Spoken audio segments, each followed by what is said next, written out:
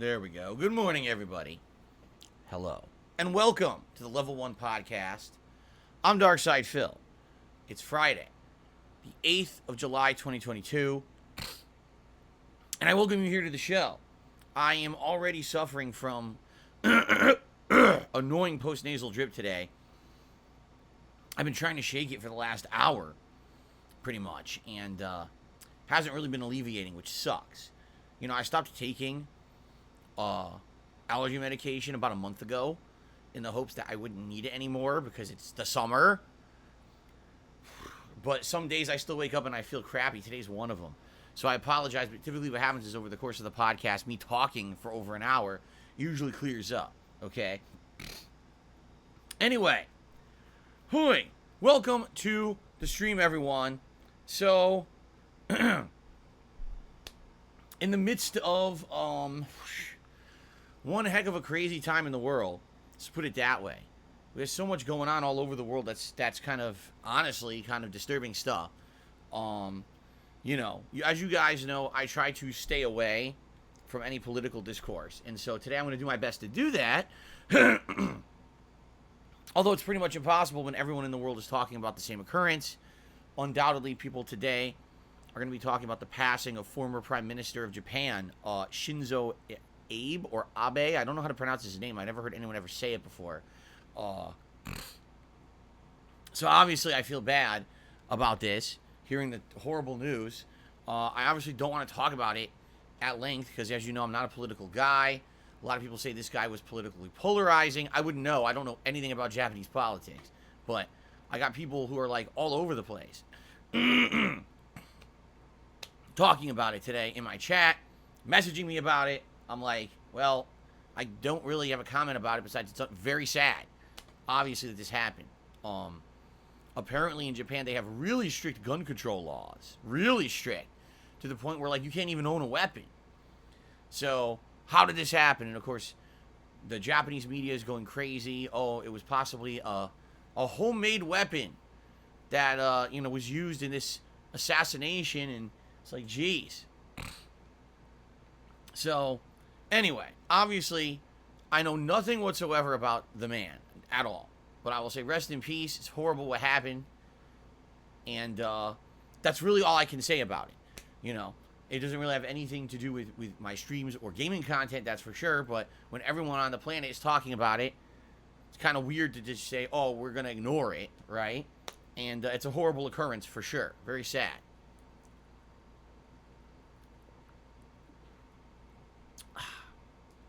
Now, getting back on the subject of my streams and everything, we do have, sadly, some other really sad news to talk about in regards to the big gaming story today that has broken is regarding GameStop and Game Informer, all right?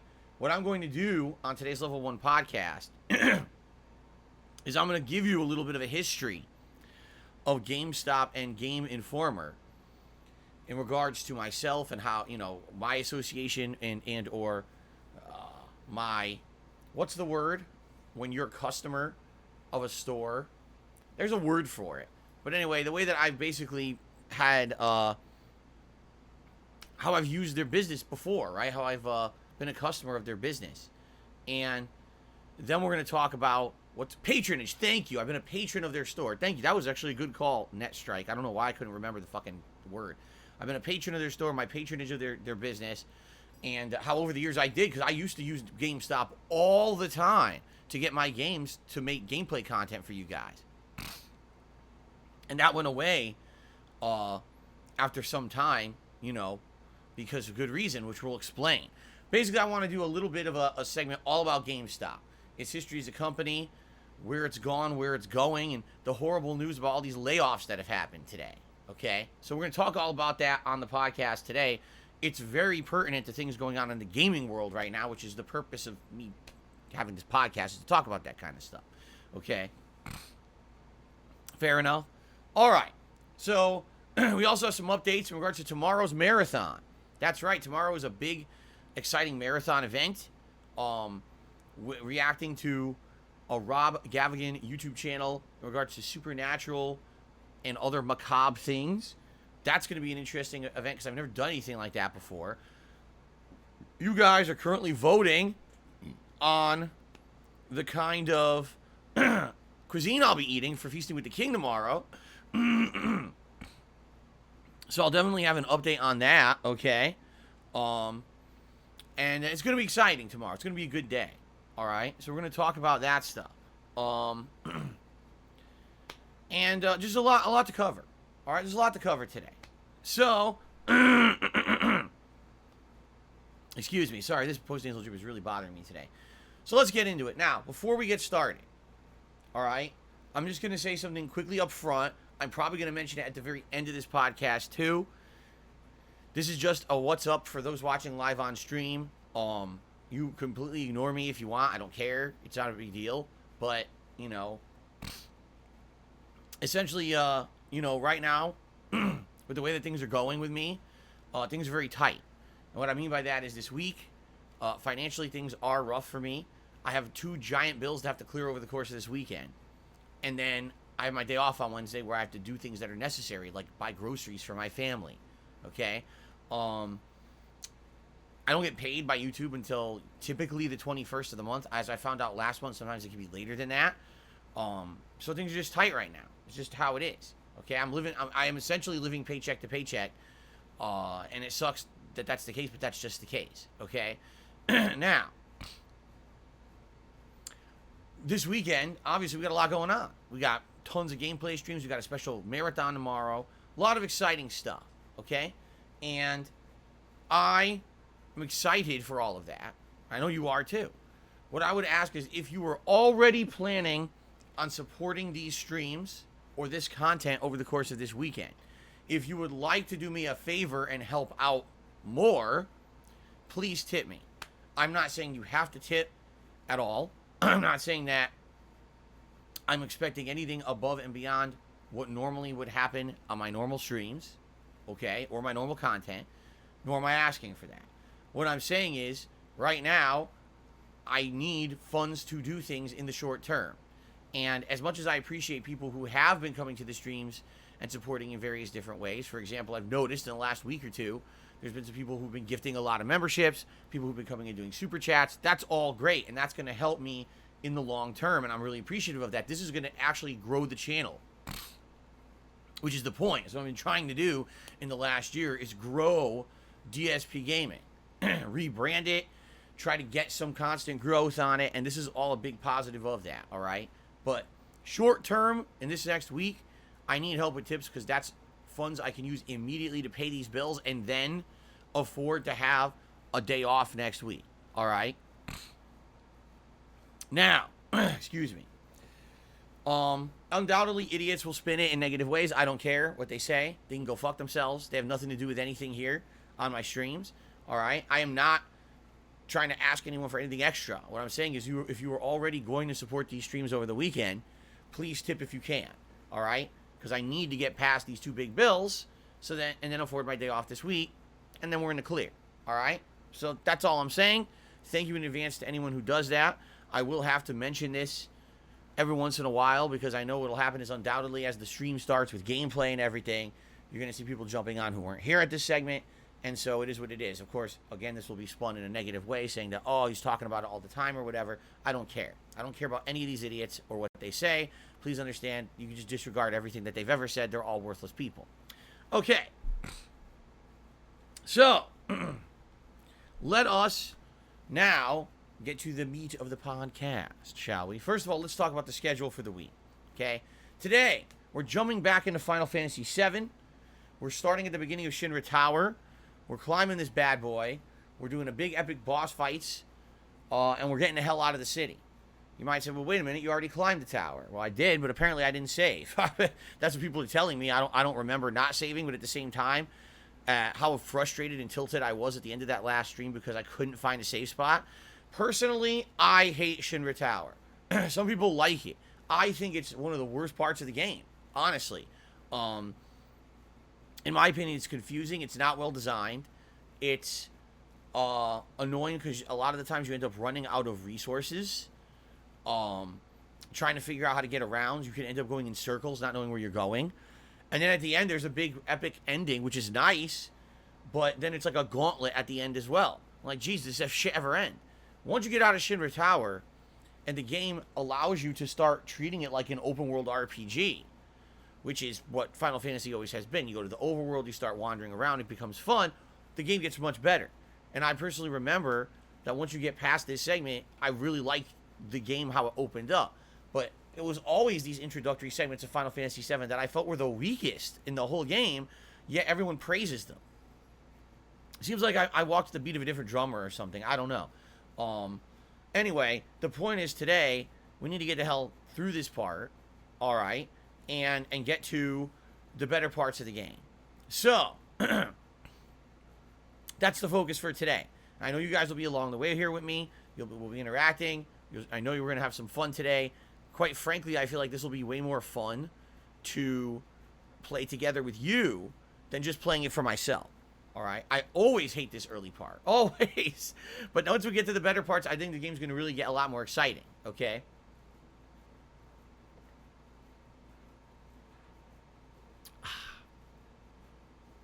Okay, so let's finish this shit, right? And move on. And I'm excited to get further into the playthrough. I really am, because I haven't played this game in so long, and I'm very excited to now experience it as a full-grown adult. You know, literally last time I played through original Final Fantasy VII, I was in my early 20s.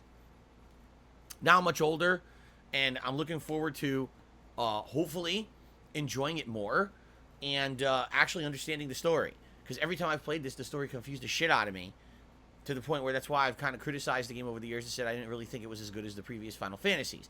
But now we're going to be approaching it slowly. We're going to be approaching it methodically. We're going to be approaching it together, interacting on streams, and anything that I'm confused about, you guys are probably going to help me understand. Maybe at the end of this playthrough, all right, I will have a much better appreciation and understanding for this game. It might happen. And that's actually why I'm kind of excited about playing it. I might also take a big steamy dump on top of it at the end, too. So we'll see what happens. I don't know. You know, I'm actually kind of... I have this cat who's going crazy behind me. I have this kind of open appreciation of what it could be. And I'm excited to see where the playthrough goes and how... You hear that, right? He's darting through the house like a bullet. That's hilarious. Anyway, let's have fun with it, all right? And I'm really have an open mind this playthrough. I'm not going to sit here. Originally, when I was going to play this game for my Project 7 project, like 14 years ago, I was going to just shit on it constantly, which likely was a bad way to go through it. Now I'm going to play through it with an open mind and try to enjoy it with you guys. And hopefully, like I said, being it as an interactive stream as opposed to just me playing it by myself, hopefully I'll understand it better, appreciate it more, okay? So, I'm excited for this stream, I really am, and so far, the 2 Final Fantasy VII streams I've done, I've seen good attendance, good engagement, and good support. As I've told you guys, as long as it stays at that level, we will keep it as a main gameplay stream. There's no reason not to, okay? So, I'm excited for today. Later tonight, as you can see, I'm ready for this one. It is Friday Night Fights, my weekly throwback session of old school fighting game fun. Now we are playing in the Capcom Fighting Collection, and I am very pleased to say that now the collection's been out for about 2 weeks, and we consistently get opponents in this collection when I play it on PlayStation. I have to emphasize that, because sadly I own it on Xbox as well, and that was a complete waste of time and money, as we now know. Apparently no one's playing this thing on Xbox. But on PlayStation, I am consistently getting a lot of competition, which is good. I'm actually learning things about Vampire Savior I never knew. I mean, Gem Fighter Minimix, I never played that as a serious fighting game in arcades, and now I'm playing it and actually starting to learn it as like a competitive game, and it's actually getting kind of fun for me, actually. I started using different characters now, so I got Zangief as my main, but I've been using Morgan and Chun-Li, and I'm actually starting to like it a little bit. I'm like, huh. Perhaps I found a hidden gem among the classic fighting games of the 90s that most people never played, right? And of course, Hyper Street Fighter 2 Anniversary Edition, always fun when I play it. It's crazy fun to be able to play the different versions of the characters against each other. Although, as we've already seen as I play this game, people have already found ways to abuse the netcode, because rollback netcode sucks. Just like every other fighting game netcode, it's not any better. It just fools you into thinking it's better, and people are already abusing it like crazy, mashing out buttons to get cheap throws and stuff that are absolutely ludicrous and would never hang in the real game offline. But I digress. I still have a good time playing this collection so far. So, I'm definitely looking forward to this tonight, 6:45 p.m. Pacific time, and I hope you'll join me for fighting game fun at Friday Night Fights, okay? Cool. Tomorrow, ladies and gents, is the marathon. All right, so let's go in order. First thing we're going to do on tomorrow's marathon event is I'm going to do a level 1 podcast, and we are going to order food together for the live episode of Feasting with the King that's going to take place. Now, what I'd like to do is give you guys an update, because now the poll for the type of cuisine that I'm going to be trying tomorrow has been running for 24 hours. Let's take a look at that poll and give you guys an update on the results, okay? So,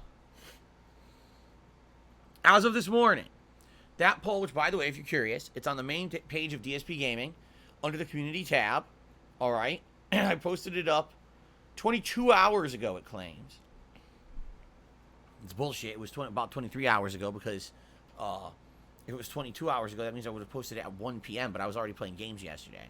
Anyway, what type of food should I try for Feasting with the King tomorrow?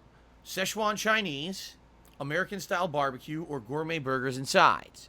Well, gourmet burgers and sides currently holds 18% of the vote. Szechuan Chinese holds 25% of the vote. And with the runaway majority, American-style barbecue, 57% of the vote, okay? That is a dominating lead. That is more than double what's currently in second place. Currently over 1,000 votes. There's about 1,100 votes on that poll, okay? Now, in regards to American barbecue, my wife and I looked into this last night, and there's multiple restaurants that offer it in our area, okay? But what we've seen is that we're in a situation where we have to decide what makes more sense. So allow me to explain what I mean by that, okay? We started looking at what's offered, all right? And also we started looking at prices, okay? Now, as I literally just told you moments ago, right now money is tight for me this weekend, and I need to be able to afford paying 2 big bills and then my day off on Wednesday. I literally just told you this, okay? I don't have any credit or anything. Everything is based off of what I raise on streams on a daily basis via tips. That's my income, all right? So I have to pay for this meal with tips. Fair enough. So taking a look at what's available. There are some chain-style restaurants that offer barbecue food. In particular, there's 2 different chain-style restaurants near us. They are not necessarily small local businesses, okay? These are more mainstream things that you could probably find over the course of a lot of our nation, all right? Particularly, we've eaten at both of them, and they're both pretty good, all right? Are they necessarily 100% authentic American-style barbecue food? Maybe not, because, again, these are chains. These are places that they try to create a cuisine that is standard across a ton of businesses across the country. Whenever anything is like a chain or a franchise, it's not necessarily as good as, say, a local place that does it just for themselves as a local business. You see what I'm saying? There you go. Then there are some local businesses that do barbecue, all right? And they look great, but the prices are pretty exorbitant. I'll give you one example, all right? So my wife looked into something. It was a meal, like a choice of 1 meat and 2 sides, okay, at a local barbecue place. $32. 1 meat and 2 sides. Now, ideally, for Feasting with the King, I probably want to try more than one thing, right? I'm sorry, but I can't be spending $60 to $70 for me just to try food for Feasting with the King, especially with the fact that I'm trying to raise funds to pay bills this weekend. All right, that's just crazy. So, you know, that's what I mean. Like, what we've seen is that American-style barbecue food, if you want to get the authentic thing from a business that's well-known and highly rated, it's very expensive, okay?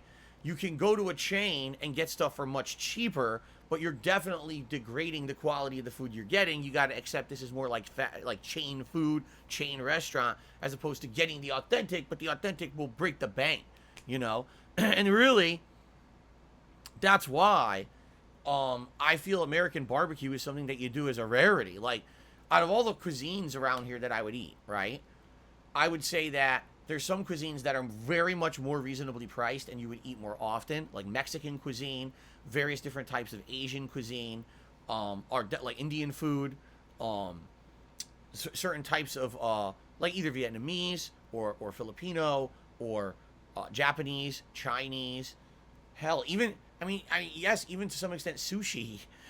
There's some places around here that have on the cheaper side.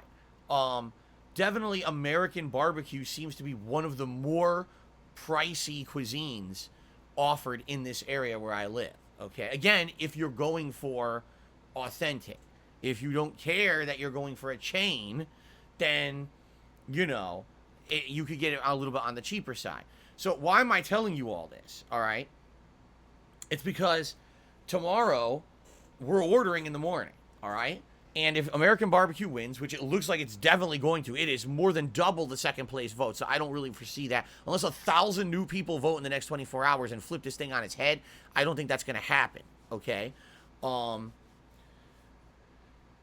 know, likely, I'm going to have to order from a chain. And I know what's going to happen is if I order from a chain, people are going to be like, oh, that's not authentic. Why are you doing this as an example of that cuisine for Feasting with the King? That's not authentic food. All right? And I hear you. For example, one of the options was gourmet burgers, okay? If gourmet burgers had won, I easily could have ordered food from a chain called Red Robin. And Red Robin does gourmet burgers, but they're a big fast food chain. Not fast food, they're a restaurant, but they're a restaurant chain that's a franchise. And I likely was going to say, I don't want to do that. I'm going to look for a local place that does gourmet burgers. That's their forte. And try to, you know, be a patron of that. Give them business, but also get more of a local flavor of what this food is in this area. You see? In this case, literally the price of the food is deterring me from doing that. You see what I'm saying? No, I'm not grooming you for a burger reveal. In fact, I'll be honest with you guys, I'd much rather have American barbecue than a burger. I would. American barbecue is amazingly good. Slow-cooked meats, smoked meats, oh my God. The flavor is ridiculously outstanding. I also love the sides that they have at American barbecue restaurants. So, I'm totally okay with American barbecue. But I'm just trying to prepare you for the fact that likely I'm going to have to order from an Americanized chain. Like I said, there's 2 of them here that do it, and I'm likely going to have to order from one of those. But just solely on the case of price, because it's so expensive, okay? If this were a different situation, if right now things were not financially tight for me, then maybe that wouldn't have been the case, but it's just kind of timing issue. What can I say, right? So, right now, American Barbecue's in the lead. So what we're going to do is first thing in the morning tomorrow on the Level 1 podcast, we're going to order the food, all right? And that's going to be scheduled to arrive for Feasting with the King. Then, during the course of the stream tomorrow, we're going to be doing fun reaction content. I'm going to be reacting to a YouTube channel called Rob Gavigan. This is a YouTube channel that's actually been around for quite a long time. Pretty lengthy, established run on YouTube. Known for supernatural, spooky, macabre countdowns, stories, documentaries, covering not only supernatural phenomenon, but also murder documentary style stuff. I've really never talked about this kind of stuff before. Like, I've always had an interest in the supernatural and stuff like that, but I've never really done anything in regards to it on YouTube. It's always been gaming. So this is actually something completely different and outside of my normal comfort zone, and I'm excited for this tomorrow because it is definitely something different. All right. Now, I don't know if you guys have looked into the channel yet, and if you're ready to maybe give me some suggestions of things you would like to see me react to tomorrow. I've already gotten 1 or 2 suggestions, you know, that I'm going to definitely check out, but we might just watch those and then go into others, you know. We'll see what happens tomorrow. Should be fun.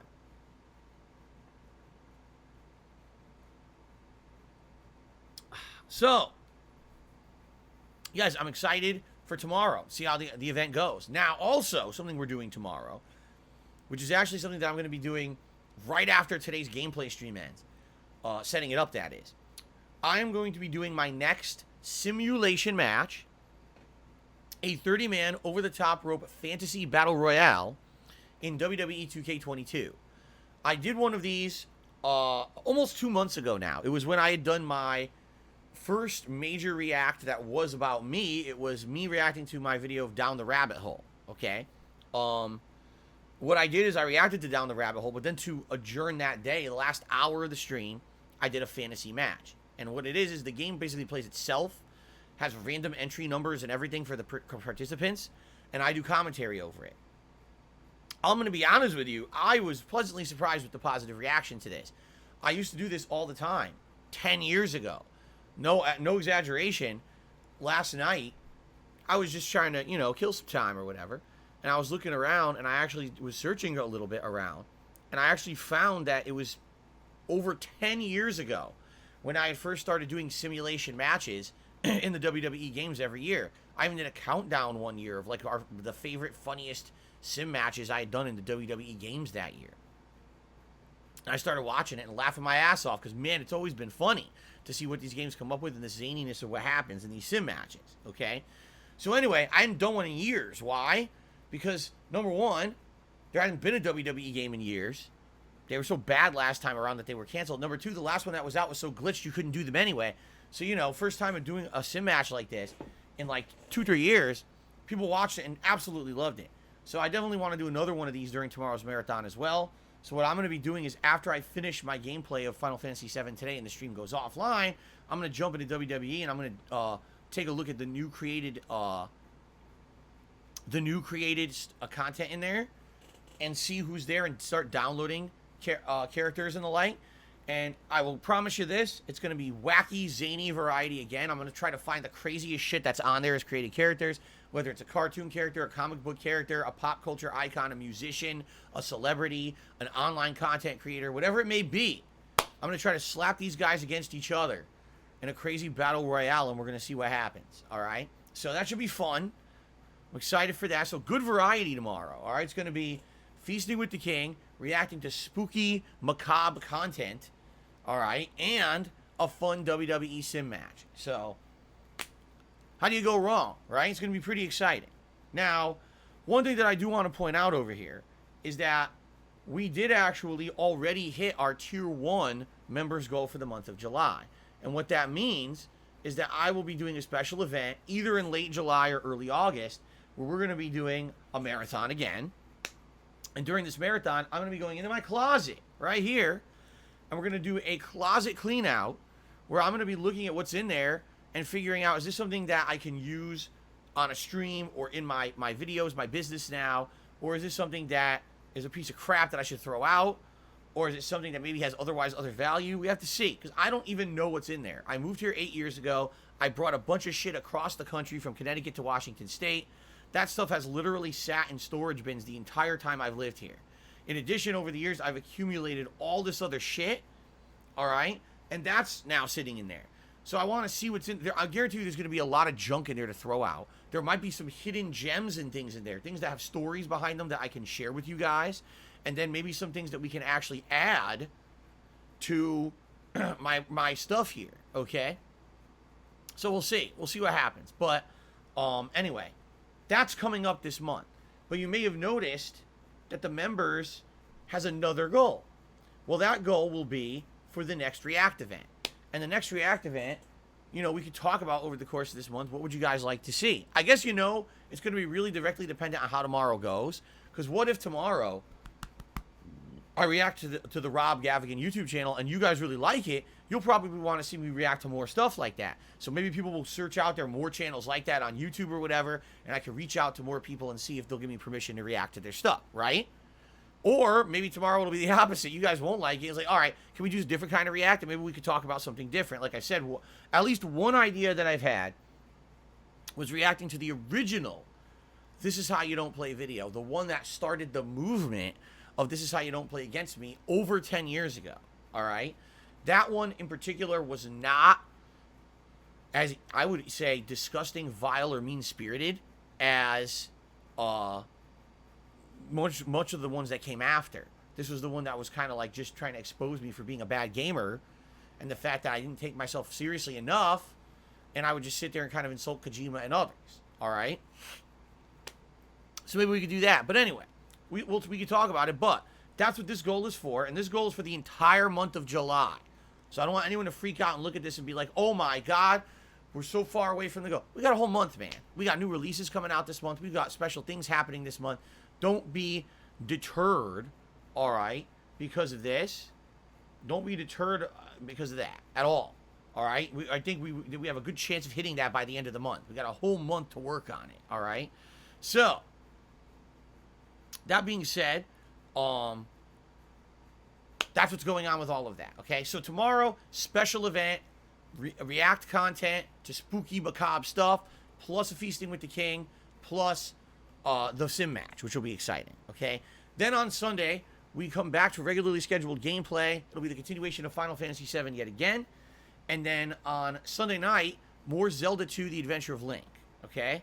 Then on Monday, we're starting up a new playthrough. And this is the game that you guys actually had voted for so closely.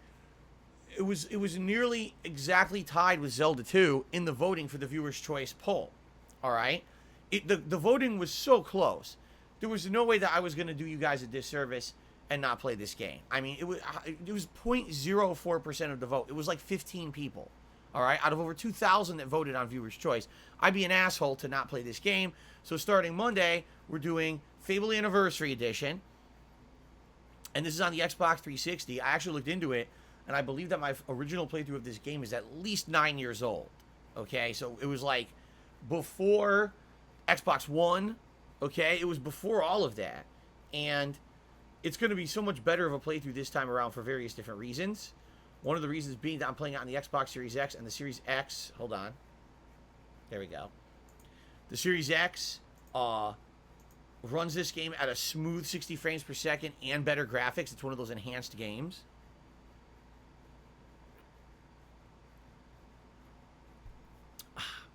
It should be pretty fun.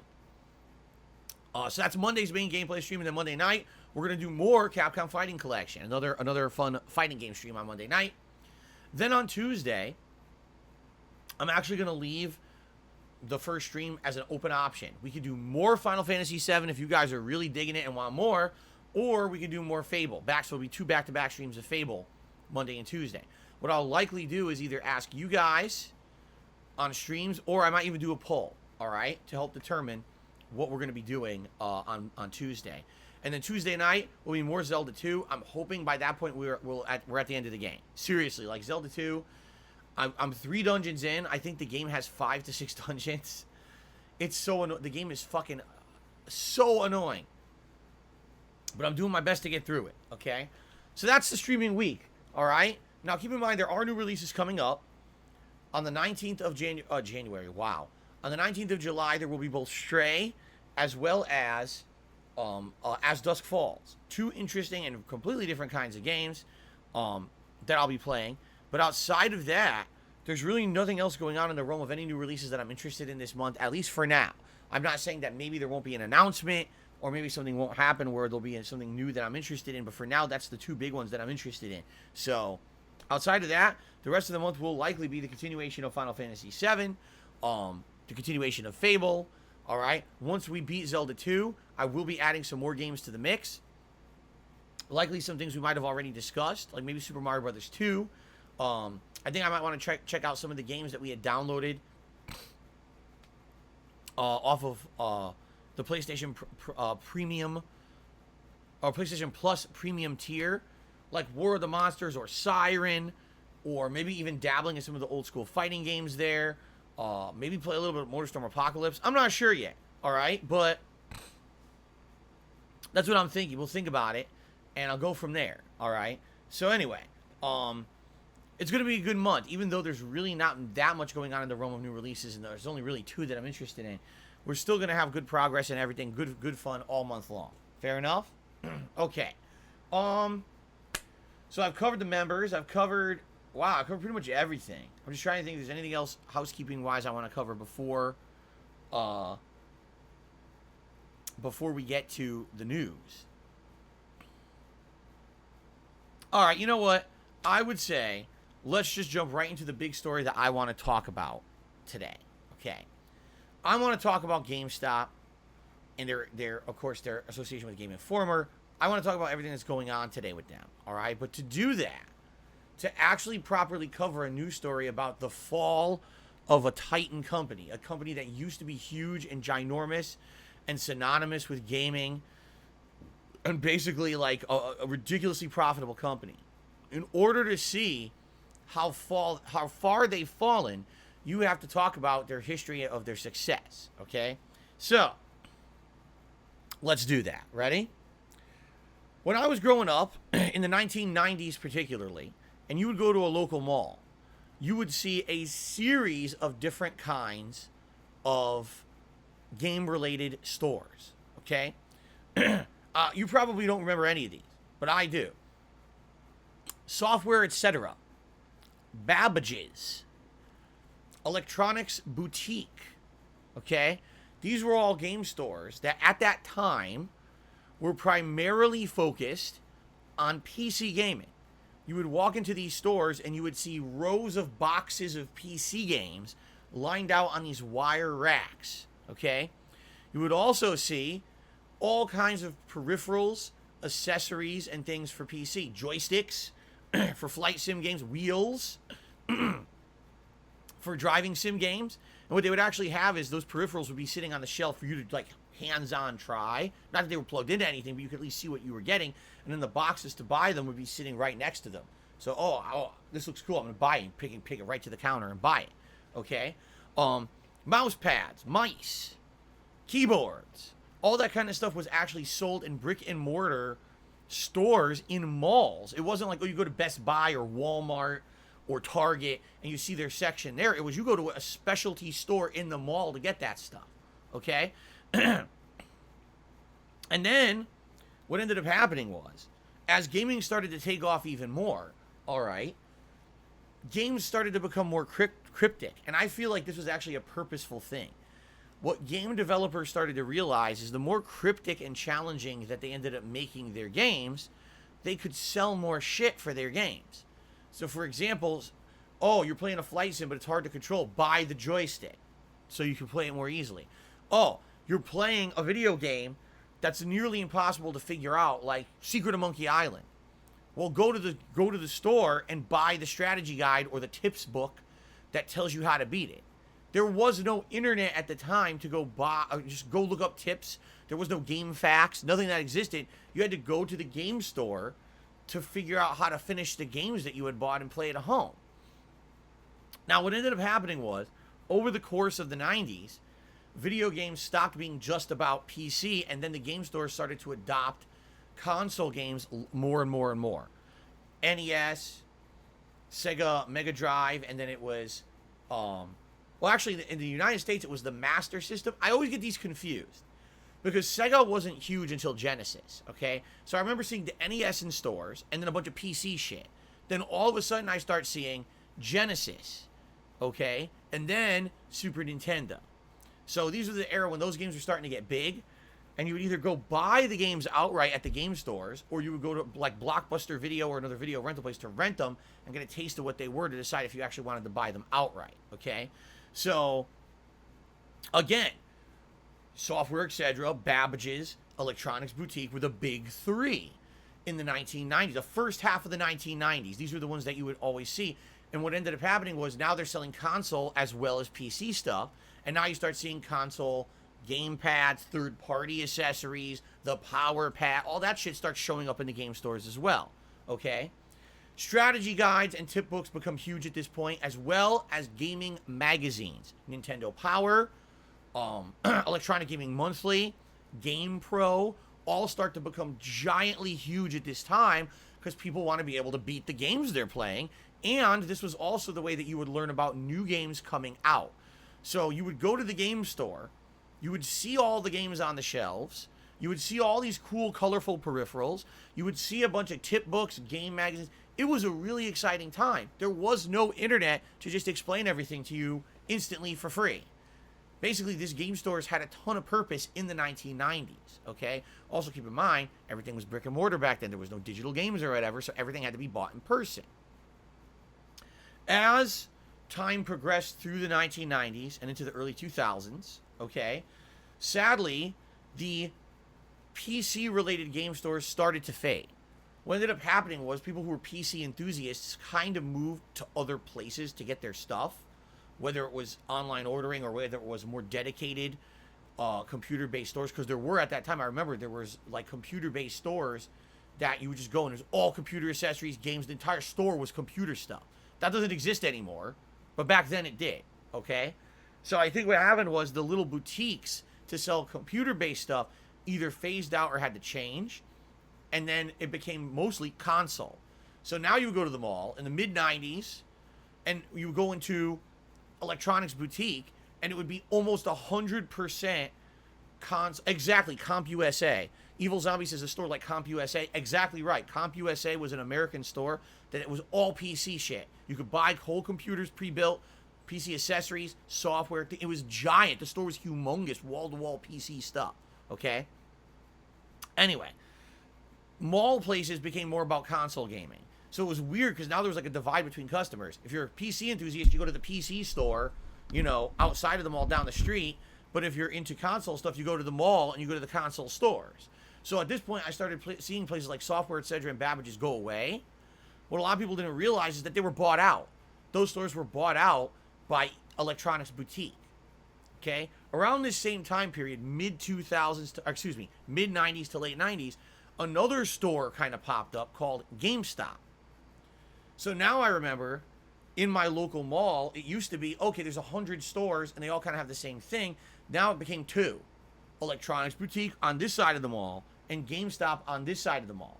And they directly competed. They were two completely different businesses vying for market share, selling essentially the same stuff. Video game, physical games, consoles, accessories, gaming magazines, gift cards, strategy guides, posters, and a few accessories and things like. I remember that every once in a while they had a t-shirt or something stuff like that. Okay, so that was, you know, mid to late 90s as we're talking, as we're heading into the PlayStation era and stuff like that. And then at some point, okay, in the 2000s, and I can't pinpoint exactly when this happened, all right, at the height of console gaming, this wasn't like, oh, there was the console gaming crash. It wasn't. It was actually the height of console gaming, because I think, don't correct me if I'm wrong, but wasn't it around that PS2 era? PlayStation 2 was at its height, and PlayStation 2 was the best-selling console of all time at the time, that it all became one company. Like, I don't know if it was GameStop who won or Electronics Boutique. One company outright bought all the game stores up, and they all were amalgamated into one big, ginormous company called GameStop. Okay? It was weird because at one point there was an EB Games, Electronics Boutique, and GameStop all in my same mall, and I was like, why are there 3 game stores in the mall? And you would walk in, they were all exactly the same store. The layout looked the same, the product they had in each store was the same. I was like, how could this be sustainable? I go to my local mall, I walk into a game store, it's like, there's 3 of the same fucking store in the mall. But that's how big video games were at the time, is that you could actually sustain 3 of the exact. Imagine if there were 3 Starbucks coffee shops in your local mall. 3. All right? How could that be viable? How many people are drinking fucking coffee that you need 3 separate stores to handle the capacity? At that time, it was sustainable. That's how big video games were, brick and mortar back in the day. You could have 3 stores in the same fucking mall. Okay? Okay.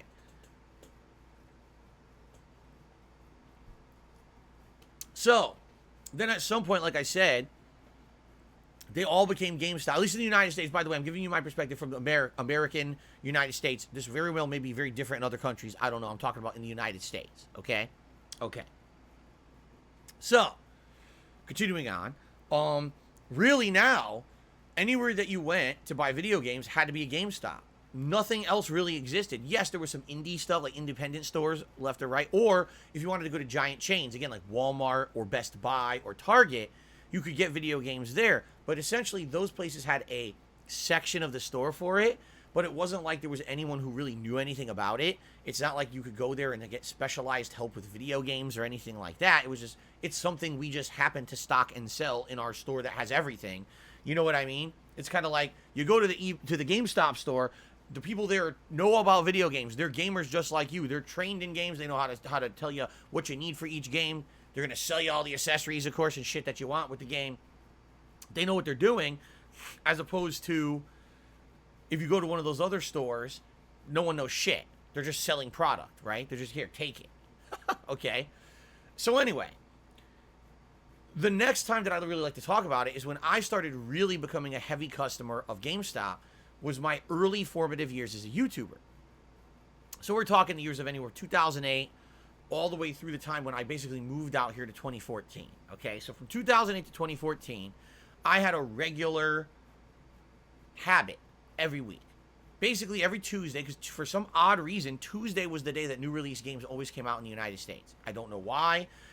Since then, a lot of game companies have adopted a Friday release date, and it's worldwide. Back then, it used to be like, in the United States, a new game comes out on a Tuesday. The rest of the world gets it on Friday. Why does the United States get a 3-day head start? I have no idea, but that's what they used to do back then. Now, a lot of games are more worldwide release all at the same time, and usually it's a Friday, okay? But anyway, I digress. I would wake up Tuesday morning, early, okay? I would drive to the parking lot of my local GameStop, which would not be open yet. I would go to McDonald's, which was in that parking lot, and I would get a McDonald's breakfast, which usually entailed some kind of a breakfast sandwich, like a bagel with egg, cheese, and bacon, or sometimes I would be really disgusting and get their disgusting steak, egg, and cheese sandwich, which is so effing greasy, but tasted good. But it was so effing greasy, I never should have eaten it, but I did. Oh my God, their hash brown is absolutely disgusting. It's like a sponge of grease. You just want to vomit looking at it, and I ate it because I was stupid. And usually either a coffee or an orange juice, okay? So I would sit there eating my really healthy American breakfast, waiting for GameStop to open. And the moment that they opened, I would be the first customer in the store, and I would buy whatever the new games were for that week. Sometimes I would have pre-ordered them and I easily picked them up. Other times I just tell them what I want. And then I would go home with those games. So usually GameStop opened around 10 a.m. So I'd walk right in, buy the games, come home, unbox them, and film a release day unboxing video of me unboxing the games, talking about my experience with the franchise, showing you what was inside the box. I would quickly run an edit on that video and then immediately upload it to my YouTube channel. Then I would start to play the new release game and record footage of it. Now, originally, I actually had a job, an office job that I was working for a helicopter company. So it wasn't really like that all the time. It was basically a new release day. After work, I would go to the local GameStop, pick up the games after work, come home and play them. And every night I would play each game for a couple hours and upload that footage. When I was laid off from that job in late 2010, then it became my hobby, my routine, to my habit to go in the mornings, every Tuesday morning, to GameStop to pick up the physical games, okay? Now, why did I buy physical games at GameStop? Well, there were two reasons. Number one, because you couldn't buy them online. There was no full digital distribution of games at this time. It wasn't until much later on, like the late life cycle of the Xbox 360 and PS3, where it became commonplace to pre-order and buy games online digitally. Before then, you had to get them physically. But the other reason was, back then, there was a lot of programs and incentives to get maximum trade-in value for your games. For someone like me who was playing so many games and then beating them so quickly, it actually panned out. So allow me to explain the process. So you would go to GameStop on release day, and let's say there was a week where there was 3 new releases. I would buy all 3 of them at once, which would be pretty expensive, admittedly, probably around $200 for buying 3 games. In some cases, I would also buy the collector's editions, which cost even more, but hey, that would just add value to the release day unboxing. And in some cases, I would also buy the collector's edition or regular edition strategy guides. And I would actually have those, and a lot of you don't know that, but back then, before I was a live streamer, a lot of the times when I was doing my game playthroughs, I had a guide with me. I didn't reveal it, I never told anyone, but a lot of the times I was using a guide to get through the games, because I was figuring I need to put out a playthrough of this fucking game in a relatively short period of time. I can't be getting stuck and stuff, okay? If you remember my original playthrough of Dark Souls, I outright bitched about not being able to buy the strategy guide, telling you guys that all the strategy guides in my area had been sold out. And that was one of the major reasons why I couldn't figure out how to play the game, because I didn't have anything to help me and hold my hand. So there you go. It makes a lot more sense now, doesn't it? Okay. So anyway, so that would be Tuesday. And then I would, like I said, I would do my release day unboxing. I would start playing the games. Within a week, typically, I would end up beating most, if not all, of those games. And so the next Tuesday, when more games were coming out, okay, when more games would be coming out every week, I would bring whatever games that I had beaten the previous week and trade them in together while I was buying new games. Now, at this time, and they still have it to this day, GameStop had a program called the Power Up Rewards Program.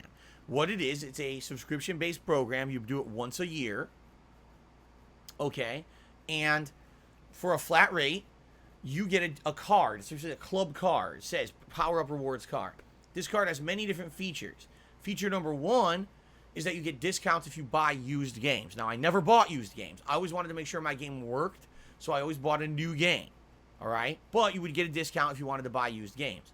Number two, you would get a trade-in credit bonus when you traded in games, and frequently, at this time a decade ago or more, GameStop would feature bonus promotions for trading in multiple games at once.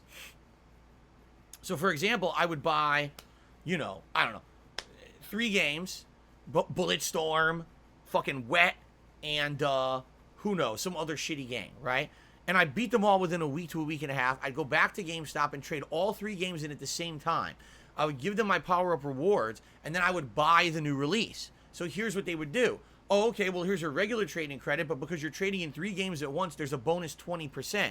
Oh, but because you're applying this immediately to the purchase of a new game, there's another bonus 20%. So I would stack and stack and stack. And in some cases, a game that I just paid $60 for a week before, I would get $40-some back a week later. It was essentially like an extended rental as opposed to buying the game.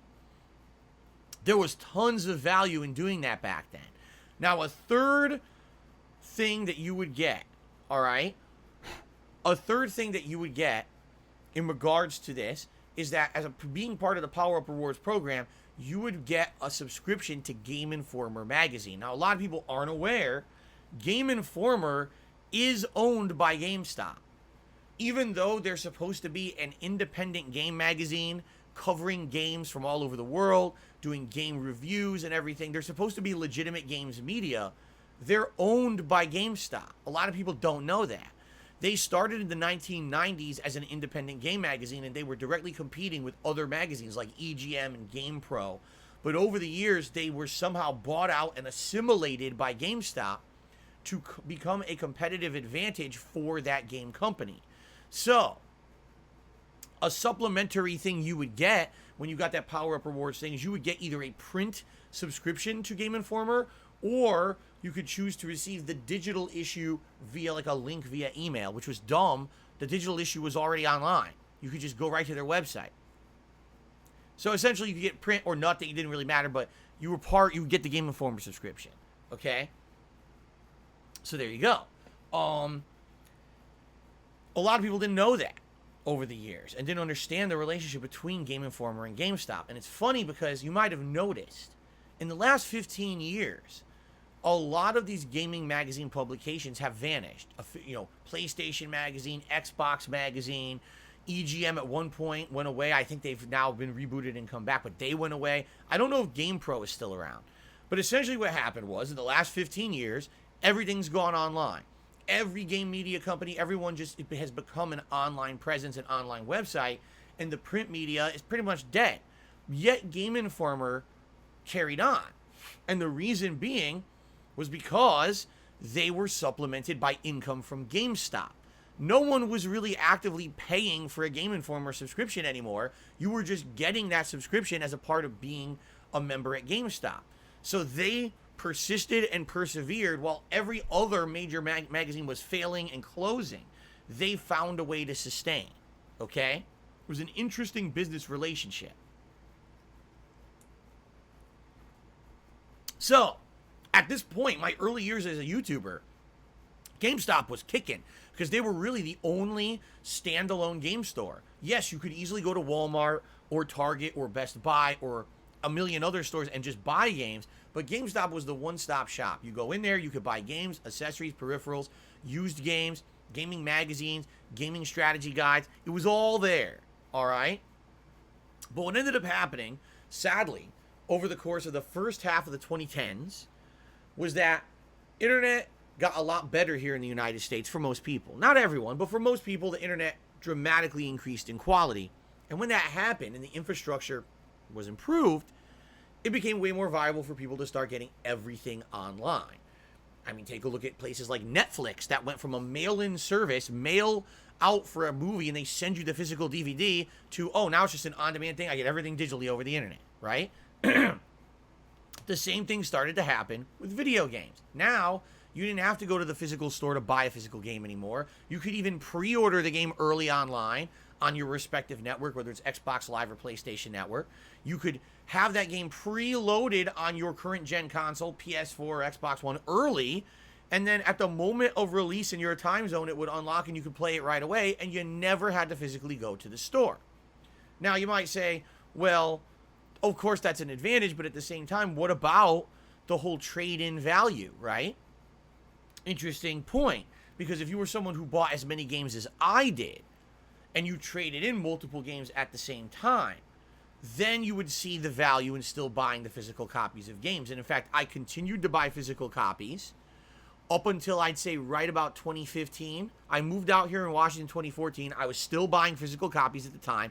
What I would do is go on a Tuesday morning, instead of going to my local McDonald's, there was actually a Jack in the Box that used to be on the way to the game store. So I would go get the games on the way back, stop at Jack in the Box, get a breakfast sandwich, eat the breakfast sandwich at home quickly, and then jump in here, do an unboxing, and then start playing the new game. You see? But here's what ended up happening. A couple interesting things, okay? First of all, I started to realize that getting up early in the morning just to drive to the store, pick up the game on release day, drive back home, okay, and then have to physically unbox and do all that. That was a lot of work and a lot of time wasted. You know, just to give you some perspective. Right now, if I were picking up the physical game, all right, I wouldn't have been able to start my stream at 10:45 a.m. and do a pre-stream like this or a podcast, level 1 podcast. I would have been driving home. I probably wouldn't have been able to start this stream till like 11:30, if not later. It was a lot of time investment to have to drive to the store, get the physical game, drive back, okay? In addition, over the years, what I started to notice was that the trade-in values at GameStop started to dwindle dramatically, okay? And I'm not talking, oh, maybe a few dollars here or there. Like I told you, I used to purposely save up my used games to have like 3 at a time, trade them in with the Power Up Rewards, and I would get sometimes $40 back for a $60 game I just bought. Now I start to trading games, I start to notice, wait a minute, how much did I just get? $22. Okay, so I trade in 3 games, and I barely have enough to cover the cost of 1, and I have to buy 3 new games this week. I'm not really getting the value anymore that I used to get. And it was funny because they definitely started doing this. They were reduce the trade-in value a little more, reduce it a little more. Then they stopped doing the promotions where if you trade in more than 1 game, you get a bonus. Then they just stopped it altogether. Now what they did, they changed this program that now it's, you just get a flat rate of trade-in value per game, period. There's no way to buff it. There's no way to get bonus. You just get $20 per game, period. That's it. Deal with it. So why would I keep going to the store physically to buy games if I can get everything digitally over the internet for the same price? I can preload the game on my console and have it ready to go without ever having to leave the house. I can even have control over my schedule more because things are loaded and ready to go whenever I want. And you've reduced the value of the trade-ins dramatically. So there's like, why would I ever want to go to your physical store? It's almost like GameStop refused to see the world changing around them, stuck their fingers in their ears and neener, neener, neener, we don't care, neener, neener, neener, everything's going to be fine and roses and rainbows, and then refused to try to find a reason to continue to go to the stores. I would compare this to, imagine if, right now, just think about the airline industry, okay? Right now, the major way for you to really travel major distances is to jump on a plane and fly. There's other alternatives like trains or whatever, but in general, the best, fast, and most efficient way to travel is flying. We can all agree on that, right? Imagine if, over the next decade, scientists invent teleporters, okay? So now you can safely teleport yourself from the east coast of the United States to the west coast of the United States within 2 minutes, okay? You're perfectly safe, it's fine, and it's feasibly price-wise, okay? Okay? What would happen to the airline industry, right? The airline industry would panic and have to find a reason to continue to travel physically, right? They would have to try to incentivize. Why do you want to still fly physically on the plane when you could just teleport yourself across the country instantly for the same cost, right? The airline industry would have to fix this and figure out a way. Maybe they would change the flight experience to be more of a luxury experience. It's more of a party on a plane rather than just business travel or just necessary travel. Or maybe they would reduce the cost and make it more competitive. Whatever it is, right? So, GameStop essentially was in exactly that same situation. You could instantly get anything you wanted game-wise over the internet for either for free if you were looking for game information, or pay the same exact price as the physical copy in the store and get the game digitally like this. So why in the holy hell would you want to go physically to GameStop? And everyone in the industry saw this happening except GameStop. Like, they ignored it. They ignored that this was happening around them. And then what ended up happening was their sales tanked, plummeted. The store started bleeding money. And so, I would say it was about 5-6 years ago, all of a sudden, overnight, GameStop changes their business model, their business strategy. You go into a GameStop, and it used to be wall-to-wall games. It used to be game peripherals. It used to be game strategy guides, everything games. All of a sudden, you would walk into your local GameStop, look, what happened? This entire wall is Funko Pop collectible figurines. This entire wall is gaming mugs, t-shirts, posters, action figures. Is this a toy store? What about, I thought this was a game store, now it's a toy store. And if you weren't aware, what actually ended up happening was GameStop bought ThinkGeek.com. ThinkGeek.com was an online marketplace that sold things of that style of culture. Okay, geek culture, comic books, sci-fi, video games, movies of that kind of culture. They bought the business out, closed the business, and literally took all their stock and their infrastructure and turned that into a way to integrate essentially junk collectibles into GameStop. So their solution to being outdated for selling games was to sell other junk that was already being sold online via ThinkGeek, but buy out the company ThinkGeek and close the website so you would have to physically go to GameStop to buy the same stuff.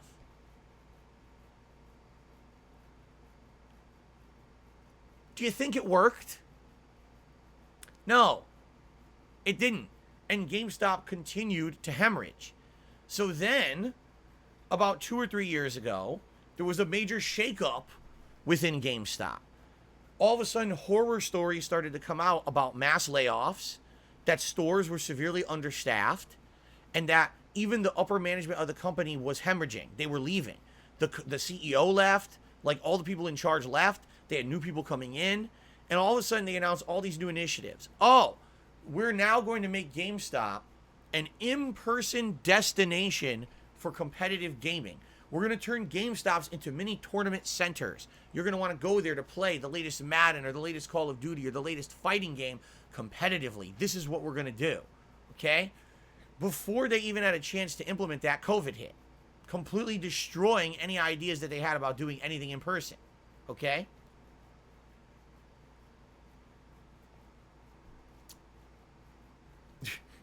So, interestingly enough, my own personal observation about GameStop, as I would go there on a whim, I never really went in there to buy anything in the last 5-6 years. I turned my entire business to all digital. So since like 2016, Every game I buy is digital. I don't have any physical games anymore. It's a very big rarity if I buy a physical game, okay? I would just go in there on a whim, and I would absolutely fucking laugh looking around the store and seeing that 90% of it was junk. It was a t-shirt, a collectible, things you could buy online for cheaper, by the way. It wasn't like you had to be in GameStop to buy this shit.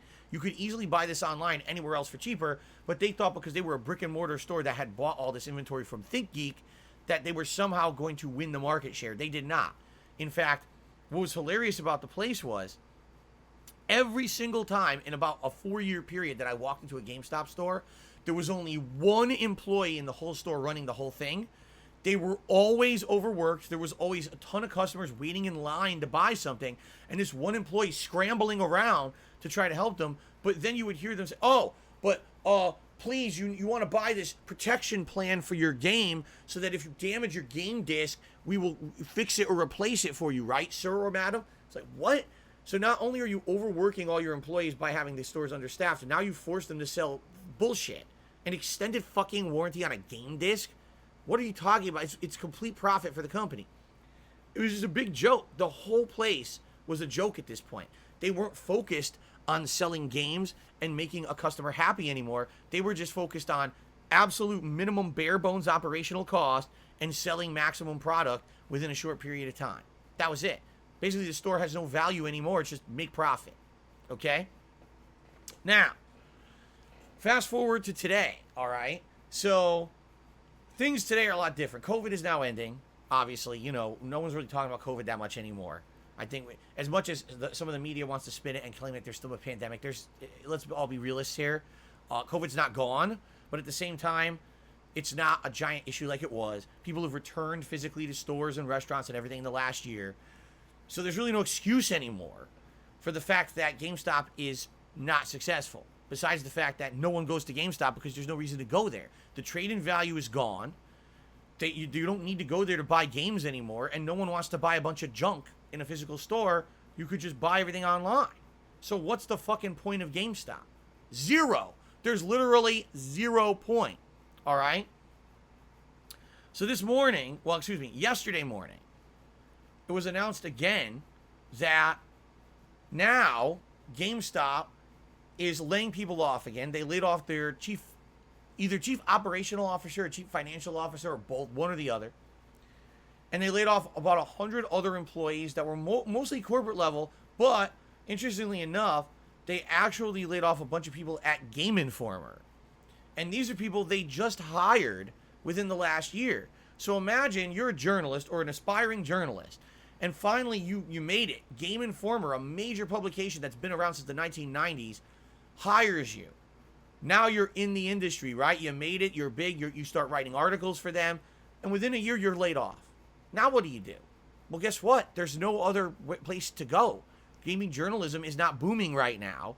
In fact, it's quite the opposite. In the last few years, you've seen a lot of gaming journalist places close down, or get assimilated into others. And so what do? You literally changed your life to become part of this business. Maybe you moved across the country to work physically at a place during COVID, by the way, so it wasn't easy. And now all of a sudden, within a year of having this new job and something that you thought was going to be life-changing, you're laid off. Isn't that nice? And there's horror stories emerging as of right now where people are posting up, yeah, I was in the middle of this project and I just got laid off by GameStop and this sucks. I don't know what to do because there's no jobs out there right now. Now, all of this you would say is just typical stuff if, this weren't the internet era. Well, it is the internet era. And what's happened is some leaks, some internal memos and discussion at GameStop about what they're going to do now because they're failing. Ladies and gentlemen, they have decided, I'm not kidding here, I wish I was. The management of the company GameStop has decided they are going to heavily dip and focus on Web3 and NFTs and all that shit. Oh yeah, the stuff that everyone's really positive and popular on right now, right? The stuff that literally dipped 90% in value in the last 6 months. NFTs just crashed. And the management of GameStop just announced we're going to focus on NFTs. This is our future.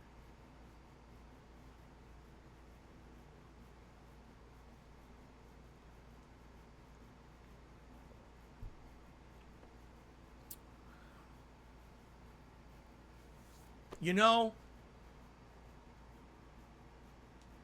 I feel bad, and the reason I feel bad is because in those earlier years of being a YouTuber, I liked going to GameStop and talking with the employees there about the games that I was playing and trading in and seeing the gamers in person. There were some unique experiences I had.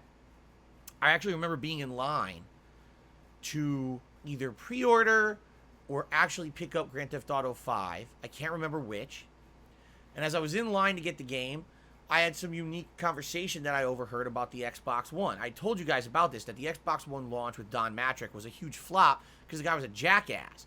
And he had all these ideas that were way ahead of their time that he never should have forced down everybody's throat. For example, oh, well, Xbox One is going to have no ability to trade in games because everything's going to be tied to like an internet ID number. And therefore, when you buy a game, your license is tied to you and you can never trade in your game. You need to have internet access to even play a game.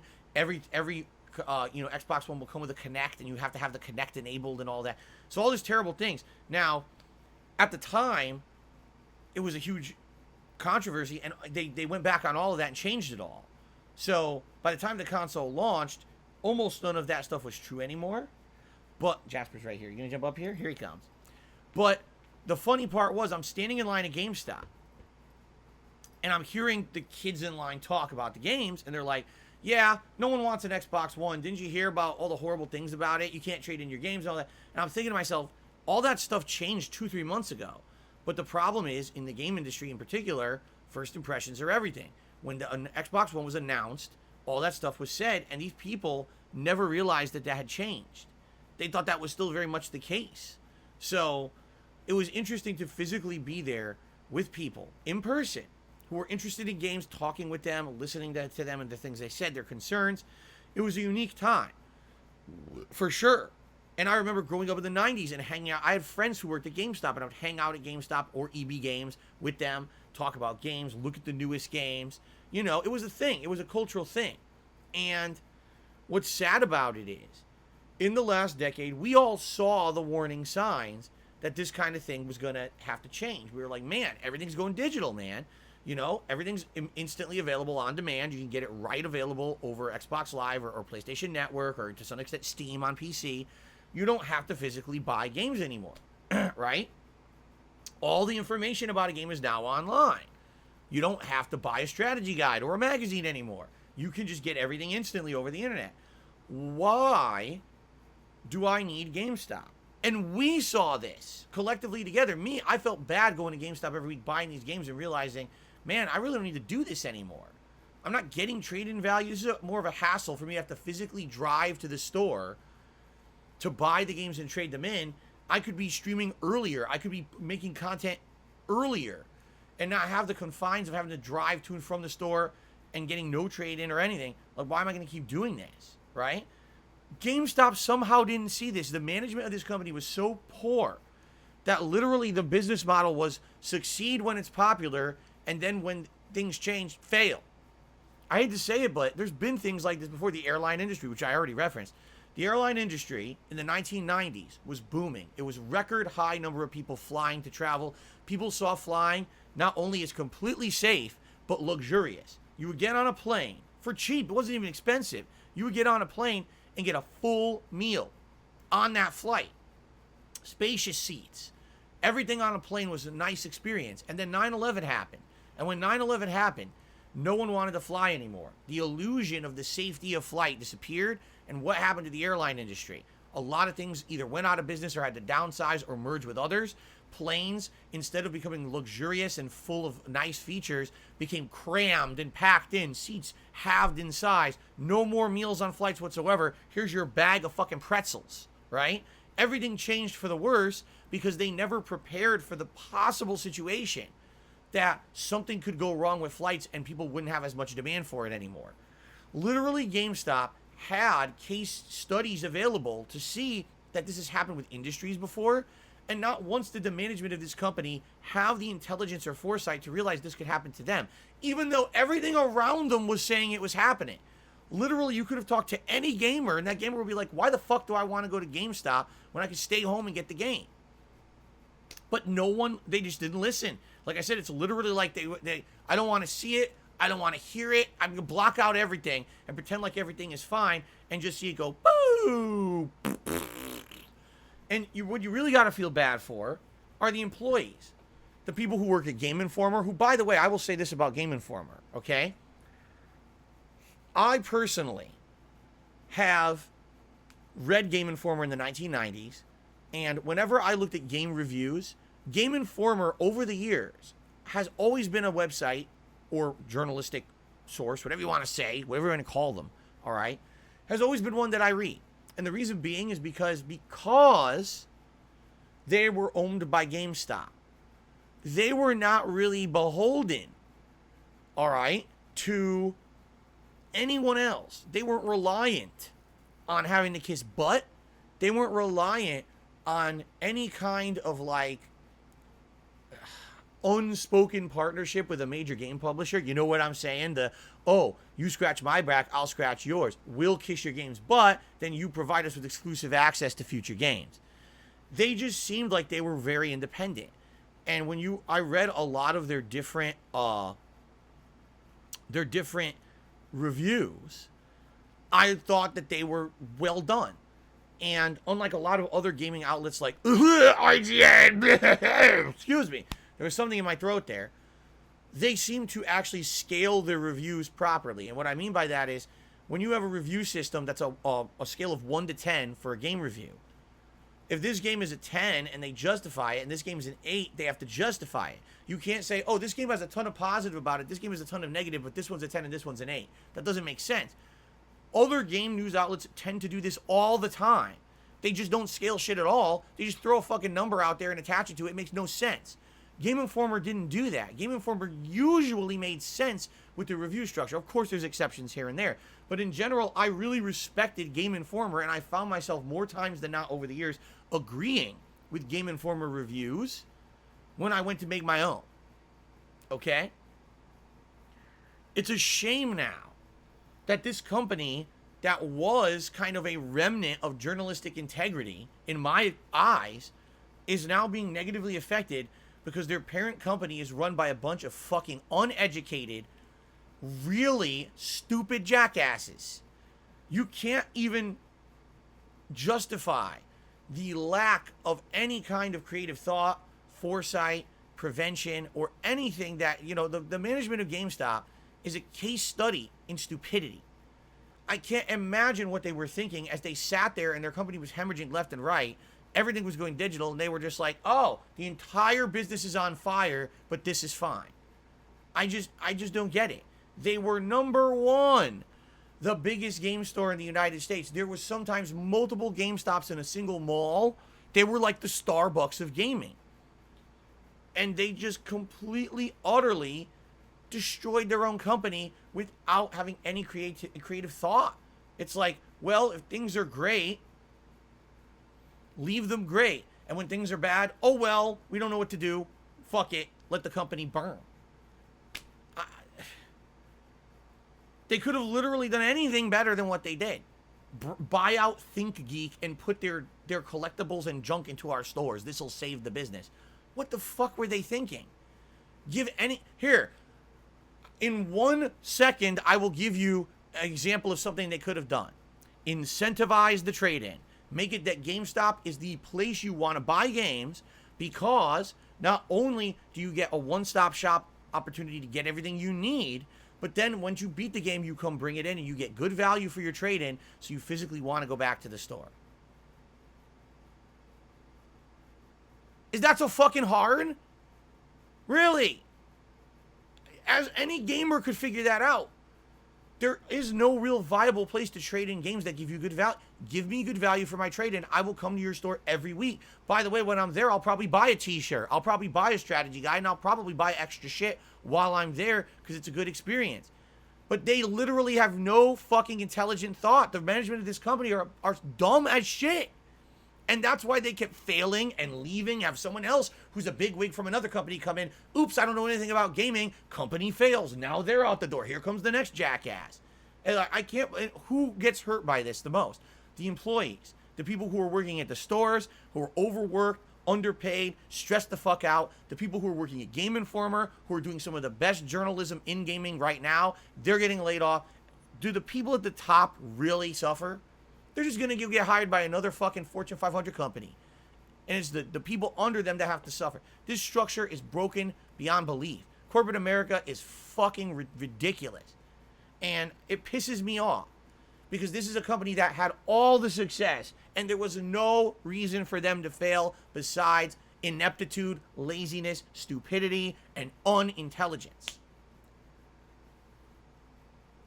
Just ask a fucking gamer how to save your company and you'll get a good suggestion within 5 minutes.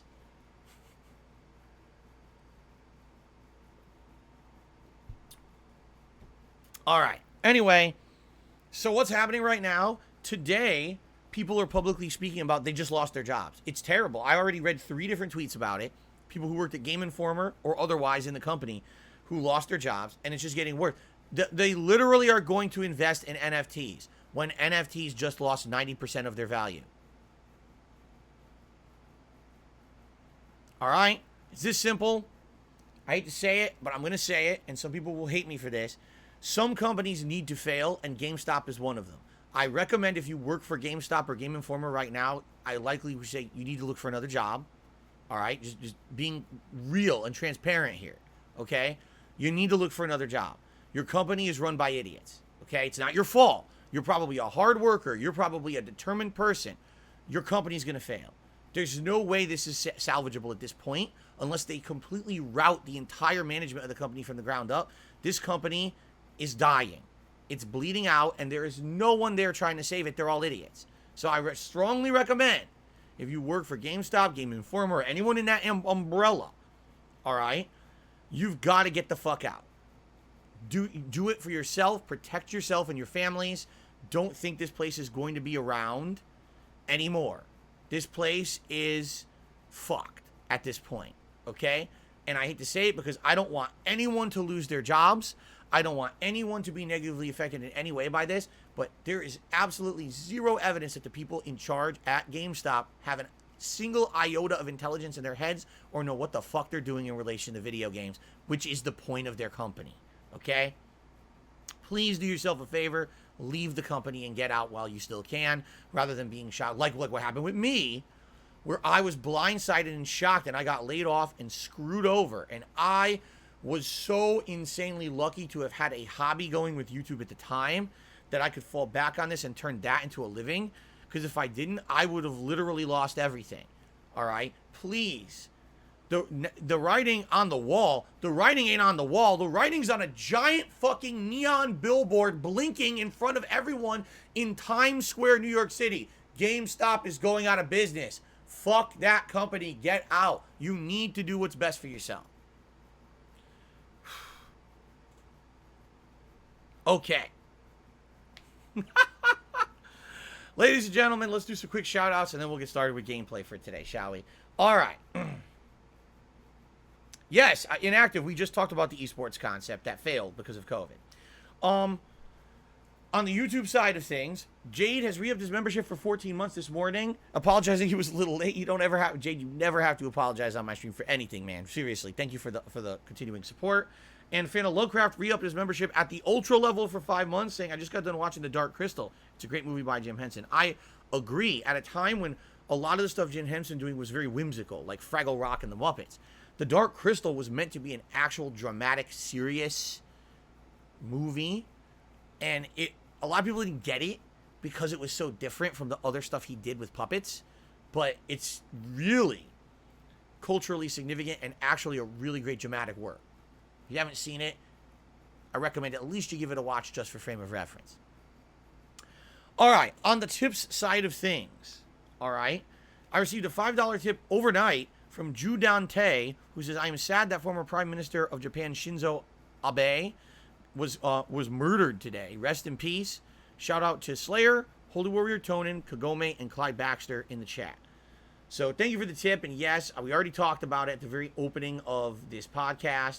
It is sad what happened. It is horrible what happened. I mean, I really don't know anything about the guy or his political beliefs whatsoever. I don't. Because I'm ignorant. I'll admit I'm an ignorant American. I don't follow politics that much. I don't really know what the hell was going on with him. But it's very sad and it's a shame. And I'm very sorry to hear this. Rest in peace. Shout out to Tarantula, MS 2018, who tipped me $10 and says, "Hey Phil, I'm starting up a second job soon. This one will align with my major, unlike the other one. Thanks." And that's good to hear. It's always good to hear that you may be, anyone in life is able to eventually do something for work that they want to do. Obviously, if you went to school for something, it was your major in school, that's what you wanted to do with your life professionally. A lot of people don't get that opportunity. I'll be honest. I went to school for business and finance. When I graduated, no one was hiring unless you had previous experience. I'm like, how do I have previous experience? I was in college. Oh, you should have done an unpaid internship. But I was working full time while in college to pay college tuition. How was I supposed to do that? Oh, you were supposed to be rich, so your parents would pay for your college tuition so you could have had the unpaid internship. So essentially what you're saying is everyone who works in the business industry and finance is rich, and anyone normal like me can't do it. Oh, okay. This is what I was actually told by school counselors and professors. So anyway, I digress. When I graduated, I couldn't do anything with my degree. It was a worthless piece of paper. No one would hire me because I had no experience, and no one would hire me to give me the experience. So I ended up doing a bunch of jobs. I ended up working for a predatory lender, which isn't what I went to school for. And then I ended up working at Best Buy and then a helicopter company. I've literally never used my degree for a single thing. I probably could have gotten more use out of it when I ran out of toilet paper and I wiped my ass with it. And I went to school for 4 years for that. I'm sure my parents are real happy that they paid for that, right? And, of course, the scholarship that I earned and also what I paid. I paid for some, they paid for some, the scholarship paid for some. It was literally all wasted money. So anyway, the point I'm making here is if you go to school for something, you graduate for it, right? And then you actually get to do it. It's a rarity these days. So I'm happy to hear, Tarantula, that apparently you are getting to finally do that. What I would hope for you is that you find success, okay? You find success, and you get to continue to do this, hopefully, eventually, for a living.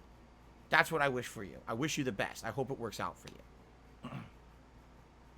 Mango now trying to be an idiot. You said you had to work to pay tuition, but your parents paid for it. Do you really think that when I started in college that I had the money to pay for it? No. My first semester, I had partial scholarship, and my parents paid for the first semester tuition. And then since then, the agreement was I was going to work to help pay for it while they paid some. So it was kind of a shared responsibility. I paid for some of it, they paid for some of it, but I had to work. That was how it worked. They didn't have the money to pay for it all. I don't blame them. They're not fucking rich. And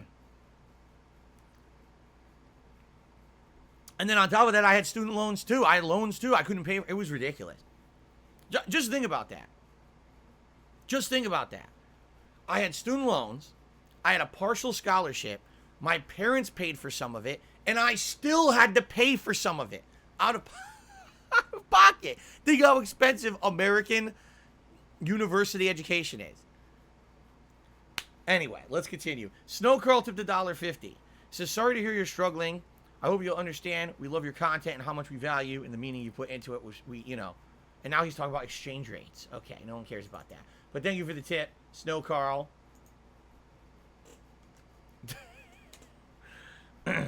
Okay. I got a partial scholarship. Now people are asking about this. We got to end the podcast. It's gone too long. But yeah, back then, no one was offering full scholarships. No one was offering full rides. It was like all partial. So I ended up having a scholarship that paid for a good chunk, but then there was still a lot left. And the first semester when I wasn't, obviously I didn't have money. I was a high school kid. My parents said, we will pay up front, but then you got to try to get student loans and you got to pay for whatever. So basically I got some loans. I had to pay for some out of pocket. You know what really was the most expensive part? The fucking textbooks. I could only assume it's worse now, but I remember every semester dreading I had to make the bookstore trip. That because back then you couldn't get the books online or anything. I know today there's bootleg books and stuff you can get. Back then it was like you had to go to the bookstore, you had to buy all the books, and the books, I'm not kidding, the books would be anywhere from $80 to hundreds of dollars per book. There was one time I remember for one semester of college, I walked out of there and I spent over $600 out of my pocket. That was me working. That was my money on the fucking textbooks for one fucking semester.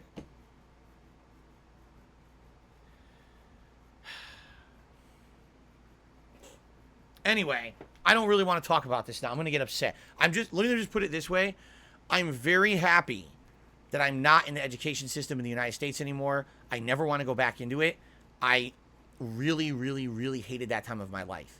I feel like that was a time I was completely scammed and screwed. I was promised the world and completely cheated out of not only years of my life, but money and time that I could have been working on building something to better myself, a career. Instead, I wasted time and money.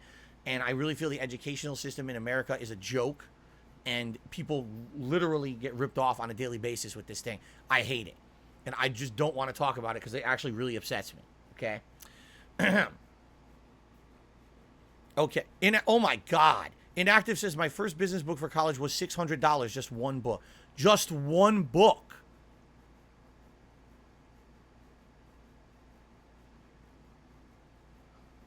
Let's end the Level 1 podcast for today. Before I get really upset, I need to start playing some video games, okay? Guys, thank you. Thank you for listening.